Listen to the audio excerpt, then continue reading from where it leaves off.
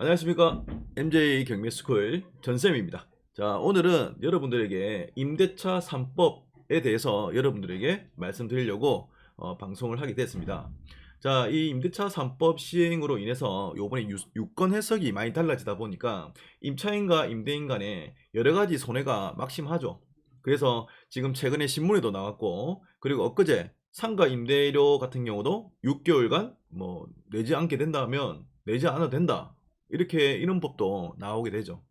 자, 이 임대차 3법 이 시행이 국토교통부에서 홍보하는 이 글귀로는 이렇게 나옵니다. 자, 첫 번째는 계약갱신 청구권이라고 합니다. 이 계약갱신 청구권은 국토부에서 설명하는 것은 임차인의 안심 거주 기간이 2년 더 늘어납니다. 여러분들 안심하고 2년간 편안하게 부담 없이 사십시오라고 얘기하는 것이고요. 근데 제가 읽기로는 이겁니다. 그 이후 2년 뒤에는 정부가 책임을 지지 않겠습니다 라는 얘기고요. 그렇게 들리고요. 그리고 두 번째, 전월세 상한제입니다. 임대료 급등으로 인한 여러분 2년 동안에 임대료 걱정 줄어듭니다. 안심하십시오. 대선 전이죠. 그때까지 걱정하지 마십시오 라고 하는데, 그 뒤에는 2년 뒤에는 책임을 지지 않겠습니다 라는 얘기로 좀 들립니다. 그리고 세 번째, 자, 임대차 신고제입니다. 자, 마찬가지로 우리가 부동산 실거래 하듯이 이 임대료도 실거래 해라. 근데 중요한 거는 이 집주인의 허락 없이도 임차인이 개인정보법, 요즘 워낙 개인정보법에 너무 우리가 지금 시달려 있죠.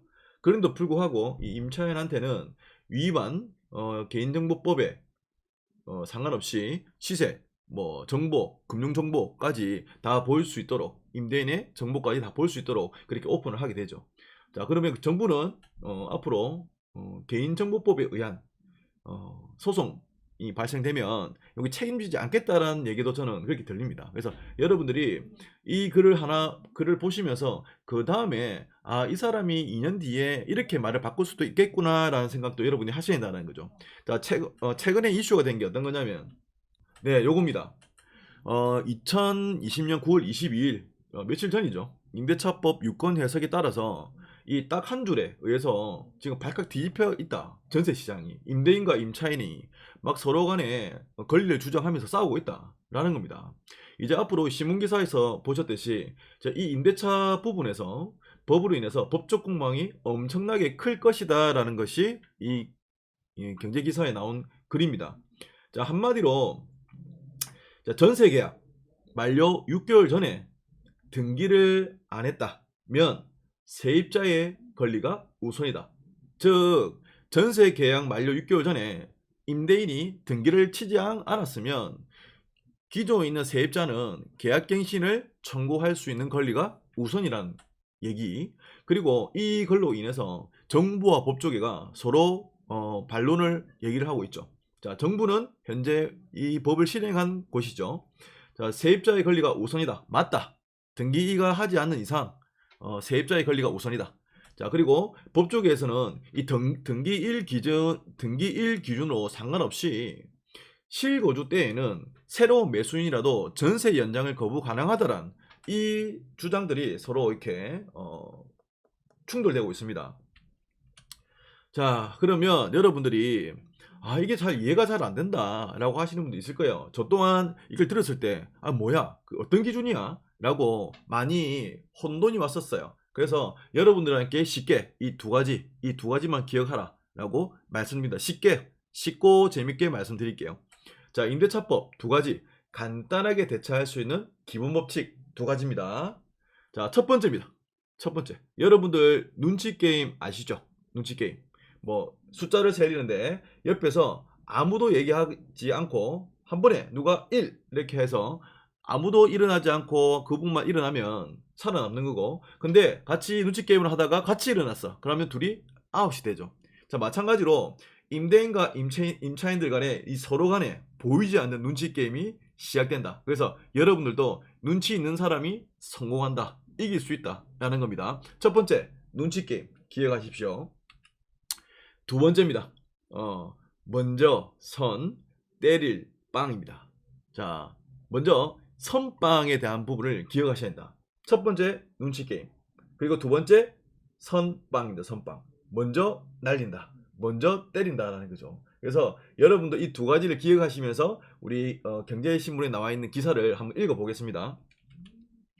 자, 여기 보면 이 정부가 내놓은 이 유권 해석 이 한 줄 때문에 이 법 없이도 살아갈 이 평범한 국민들이 이 법적 분쟁으로 이렇게 몰아넣는 이 악법의 대표적인 사례라고 이렇게 나와 있어요. 자, 그게 어떤 얘기냐? 아까 말씀드렸듯이 임차인이 갱신 거절 사유가 없는 이 기존 임대인에게 계약갱신 요구권을 행사한 후에 소유권을 이전받은 새 집주인은 이 본인의 실거주로 이유로 갱신 거절을 할 수 없게 됐다라고 되어 있다라는 거죠. 자, 이 안에서 이 새 집주인, 이 새 집주인이라는 게 중요하다는 거죠. 새 집주인. 이 새 집주인이 이 세입자에게 계약갱신 청구권을 받았을 때 등기까지 끝내야지. 등기까지 끝내야지 진짜 집주인이 되고, 등기까지 끝나지 않았는데 매매 계약만 했는데 등기를 이전을 안 하고 매매 계약만 하고 그 사이에 눈치 게임, 임차인이 계약갱신 청구를 주장을 합니다. 그러면 이게 안 된다라는 거. 새 집주인, 향후 집주인이라도 거절할 수 없다는 해석이죠. 그러니까 이 선빵을 날린 집주인이 이긴다는 거죠. 근데 여기서는 그런 경우가 잘 없죠. 그래서 이게 문제된 게 뭐냐면, 이제 문제는 그래, 알겠어. 근데 7월 31일 발효된 주택임대차법 개정안에는 이 갱신 청구권에 대한 부분에서 집주인의 실거주가 명시됐다는 점이다. 그래서 매매 계약을 했던 사람들이 엄청나게 많았던 거예요. 그래, 오케이. 그러면 내가 2년 정도 더 만기라고 생각하고 2년 더 살아야 돼? 이 법 때문에? 그러면 새로운 매수인, 그러니까 그 사람은 즉 실거주죠. 실거주 매수인이죠. 실거주 집중이 되기 때문에 그럼 매매 계약을 하고 이 사람이 들어가면 세입자를 내보낼 수 있겠네 라는 뜻으로 전부 다 대부분 매매 계약을 했다라는 거죠. 근데 그게 정부 해석으로는 안 된다라는 겁니다. 그러니까 즉 계약만 하고 등기된 집주인은 본인이 실질적으로 그 집에 들어가서 살다고 하더라도 이 계약갱신 청구권 이 의사가 먼저가 됐기 때문에, 등기일 기준보다 먼저 됐기 때문에 그 집에서 들어가지 못하고 임차인이 2년 더 살아야 된다는 이 법입니다. 자, 그래서 현재 이 법에서 민변 출신 이 변호사, 이번 정부에 대변하는 이 민변 변호사죠. 이 계약갱신을 받아들여야 한다라는 겁니다. 자, 그래서 지금 뭐 집주인 입장에서는 눈치만 있었는데 선빵을 이렇게 확실히 못 날렸다는 거죠. 이게 선빵을 안 날리고 이게 잼만 날린 임대인 케이스라는 겁니다. 그러니까 계약만 하지 않고 무조건 등기일을 해야 된다. 눈치를 보면서 계약 외에 플러스 등기까지 이전을 해야 된다는 걸 꼭 기억하셔야 합니다. 자, 그래서 여기서 세입자의 의사소멸 시점과 소유권 이전 등기일, 그러니까 이전 등기일 전에 세입자의 의사가 도달됐다면 새로운 매수인, 새로운 집주인을 하더라도 2년 정도, 2년을 더 살게 해줘야 된다는 게 이 주장입니다. 주장. 이번 정부의 해석이고요. 그래서 이 김 변호사는 실거주 목적으로 구매한 새 집주인이 소유권을 이전한 후에 세입자가 계약갱신을 청구하면 새 집주인의 실거주가 인정된다며 세입자의 의사도달 시점 그리고 소유권 이전 등기일이 기준이 되는 셈이라는 겁니다. 의사도달 시점 그리고 소유권 이전 등기일입니다. 그래서 제가 말씀드리는 게 이 두 가지입니다. 눈치게임 보고 바로 선빵을 날립니다. 선빵이 뭐? 등기를 빨리 쳐야 된다는 거죠.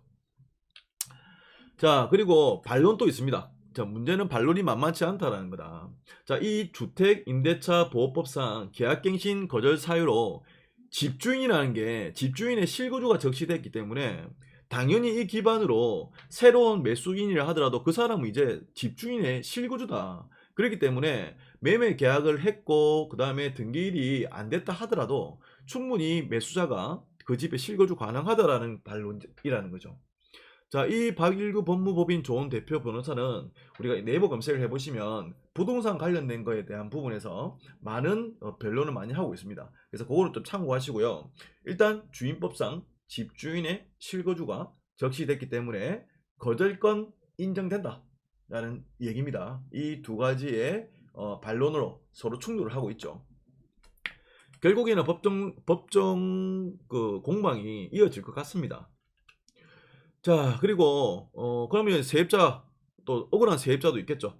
자, 왜 그러냐면 지금 세입자는 집주인의 깜깜이 매매, 그러니까 6개월 전에 매매하고 잔금까지 친 새로운 매수인은 임차인이 계약갱신 청구를 하기 전에 등기를 이전했기 때문에 임차인한테 어때요? 계약갱신 거절권을 할 수 있죠. 할 수 있죠.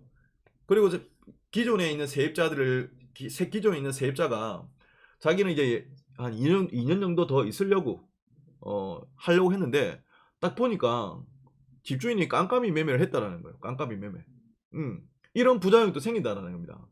그래서 이 집주인의 이 깜깜이 매매, 즉 집주인이 아무런 통보도 없이 새 집주인과 매매 계약을 마친 뒤 전세 만료 한 달을 남겨두고 이 등기를 마친 새 집주인이 찾아와가지고 나가달라고.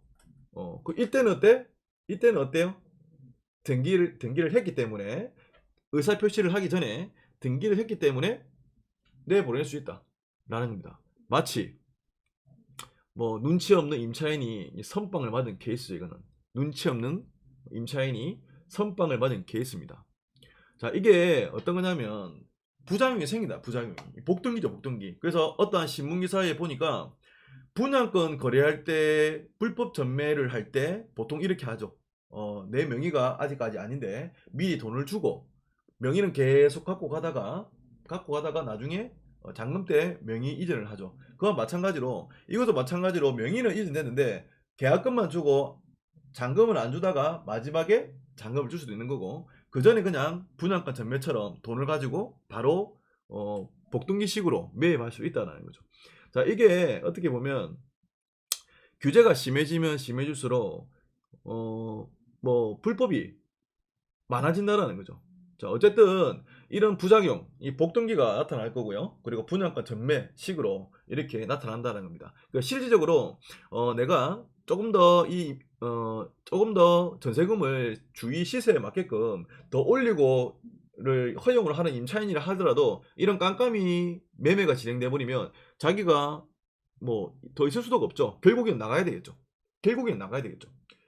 그래서 이런 부분, 이 부작용을 생각하지 않고 이번 정부의 이런 유권 해석은 저는 참 어이가 없다라고 말씀드리고 싶지만, 그래도 여러분들은 어떻게든 이 법은 진행될 것이고 거대 여당 180석을 갖고 있는 이 여당의 이 법사위에 진행되는 법이 올라가면 무조건 통과시킨다 라는 부분이기 때문에 일단 현실을 가지고 우리가 어떻게 하면 타협을 할 수 있는지를 부분에서 우리가 한번 의논을 해봐야 되지 않겠나라고 해서 이렇게 진행을 했습니다. 그래서 여러분들은 일단 6개월, 자 6개월 전에 임차인의 의사표시 전에 매매 진행한다든지, 다행히 1개월에서 6개월 사이에 의사표시가 있는데도 불구하고 임차인이 의사표시를 안 했어.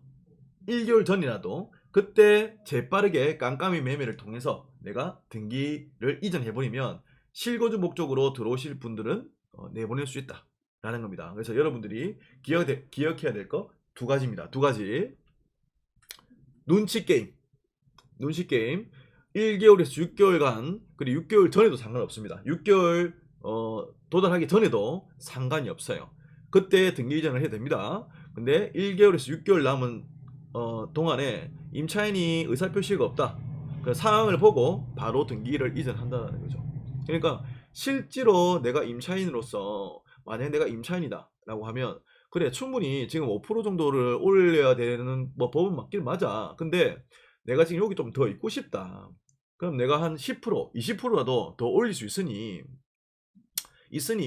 집주인한테 얘기를 해야지 라고 했는데 말하려고 보니까 깜깜이 매매가 돼 있어요. 그래서 이것도 임대인도 피해를 입는 것이고 임차인도 결국에는 피해를 입는다라는 겁니다. 가장 많은 피해를 보는 사람들은 각 2년 뒤에 나타날 전세금 폭등으로 인해서 그때 시세에 맞춰야 되는 이 세입자들이 엄청나게 힘들어질 것이다 라는 겁니다.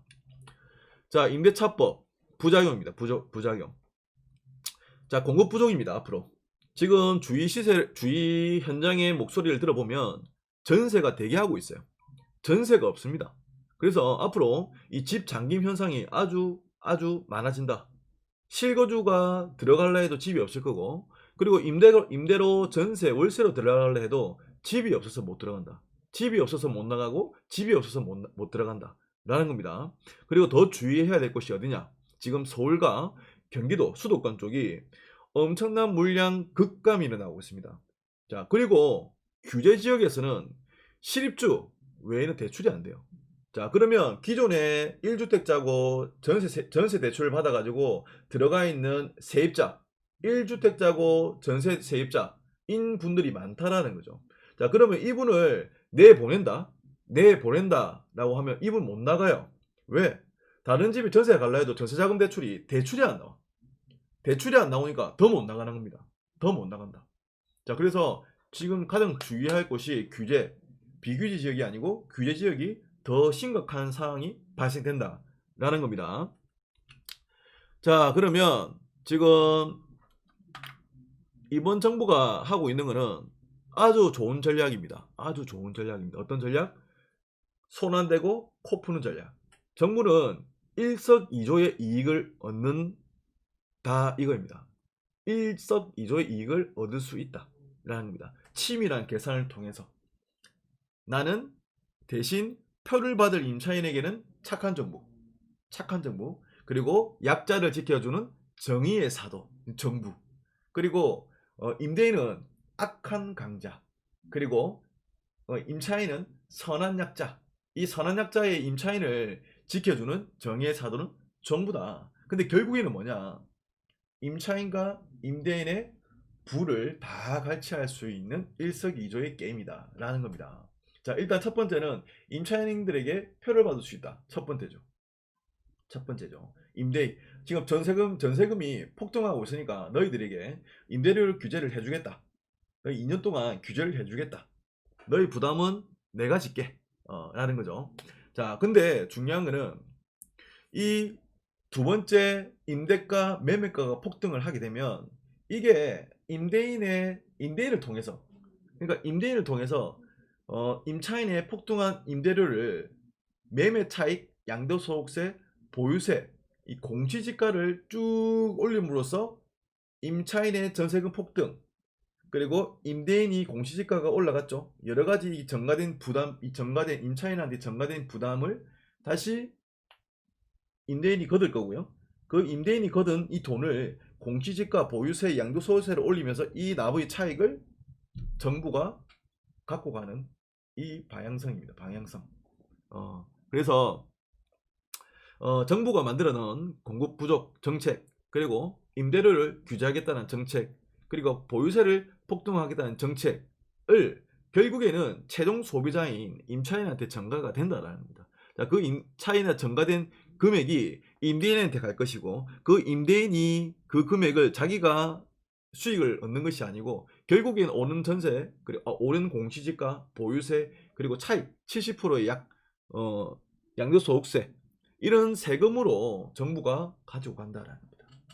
재밌죠? 그래서 여러분들도 이런 정부의 방향성을 정확하게 판단을 하시고, 자, 어떻게 됐든 우리가 이 임대차 2법, 그리고 앞으로 시행될 3법을, 다가올 3법을 통해서 지금 현재 우리가 대처할 수 있는 방법이 어떤 것일까라는 부분을 좀 생각하게 좀 했습니다.